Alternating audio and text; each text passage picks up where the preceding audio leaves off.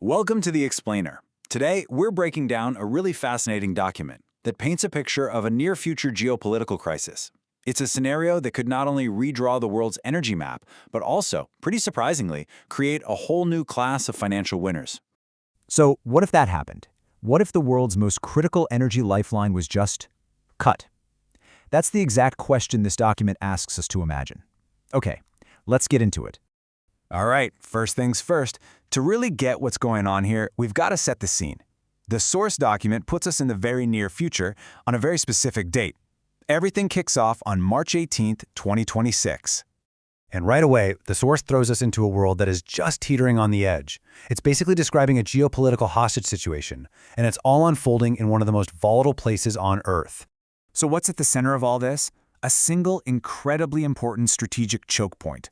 The document doesn't mince words. It calls the Strait of Hormuz the world's most vital energy artery. And you can see why, right? It's this tiny little waterway, but a huge chunk of the planet's oil has to pass through it. There's just no other route. Okay, so according to the source, things escalate fast. We're talking hours. In the morning, the US launches a bombing campaign on Iranian nuclear facilities. By midday, Iran retaliates, and they play their trump card. They blockade the strait. And you can guess what happens next. By the afternoon, the global oil markets are in an absolute freefall. Now, you might think a crisis like this would bring allies together, right? Well, according to this analysis, it does the exact opposite. The shockwaves spread way beyond the Middle East, and instead of uniting the West, it starts to tear it apart. The document says we're literally watching that traditional Western security umbrella just collapse. And this slide, wow, it really lays out that diplomatic breakdown perfectly. On one side, you've got the U.S., with President Trump at the helm, demanding NATO step in and reopen the strait with military force.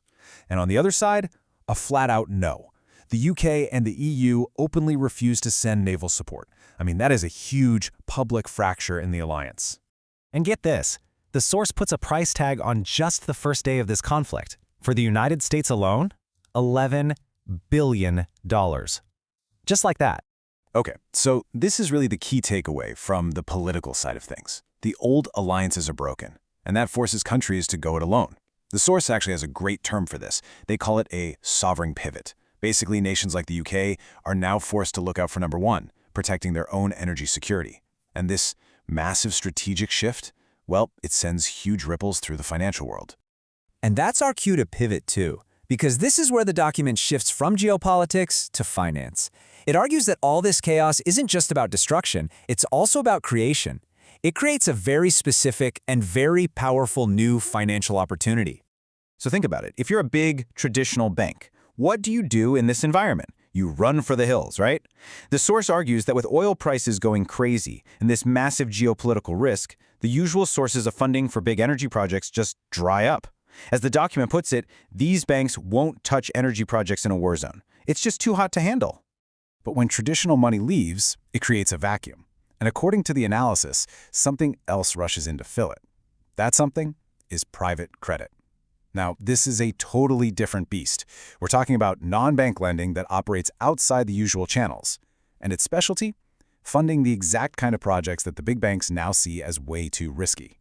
This brings us to the absolute core of the source's financial argument. They call it the capital migration thesis, and it breaks down into 4 simple steps. Step 1, a geopolitical crisis creates insane levels of risk. Step 2, traditional banks, logically, want nothing to do with that risk. Step 3, private credit suddenly becomes the only source of cash left. And the final, crucial step, all that capital migrates. It flows away from the conflict zone and pours into what the source calls safe haven energy projects, primarily in the West.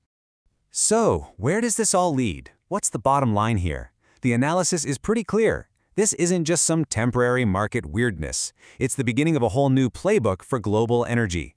The rules of the game are changing for good. And this table just lays it all out so clearly. The old playbook, right, the 20th century model, that was all about physical stuff, owning oil supplies, controlling those choke points like the Strait of Hormuz. But the new playbook, according to this source, is completely different. It's about data. It's about what the source calls sovereign AI and energy intelligence. Basically, the winners are the ones who can use technology and data to manage their energy security. The key asset isn't a shipping lane anymore, it's the tech that lets you bypass that shipping lane. And that's the real mind bender here. According to this analysis, power has fundamentally shifted. It's not just about who has the oil anymore. It's about who has the best information, the best technology to manage the whole energy system. The document calls it nothing less than the death of the 20th century energy hierarchy. And that leaves us with a final, really provocative question. In this new, fractured world, who gets to write the new energy playbook? Who's in control? The one thing the analysis seems sure about is that the answer is not going to be the same old powers that ran the show in the last century.